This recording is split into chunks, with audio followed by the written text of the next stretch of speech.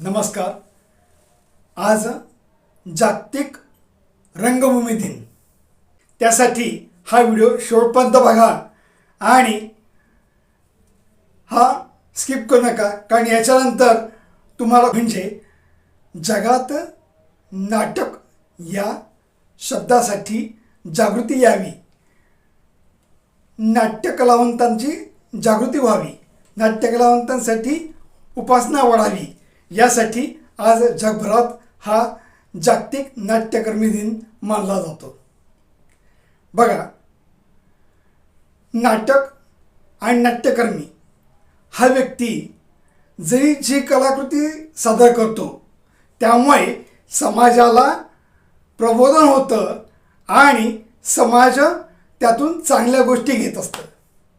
असं होताना त्या जागतिक रंगकर्मी व्यक्तीला समाजाला प्रबोधन करण्याची गरज असते आणि समाज त्यातून चांगल्या प्रकारचं प्रबोधन घेत असतो.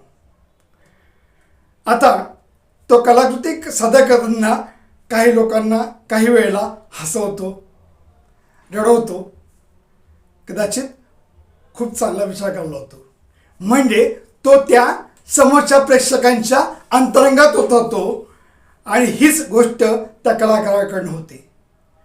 असं बघा, आपल्या पूर्ण महाराष्ट्रभर प्रसिद्ध असलेले बालगंधर्व यांचं बालपण जळगावात गेलेलं आहे.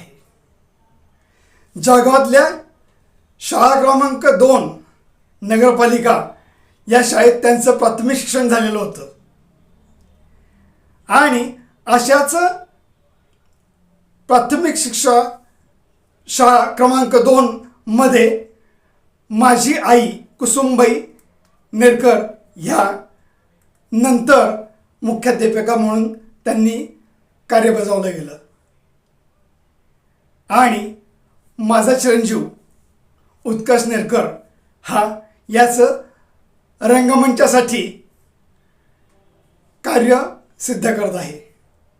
त्याची आवड नाट्य कलाकारापासून झालेली आहे आणि तो या क्षेत्रामध्ये नाव अजरामर करण्यासाठी जास्तीत जास्त प्रयत्न करत आहे. असंच या जळगावातील अनेक कलावंत यासाठी पुढे सरसावत आहेत.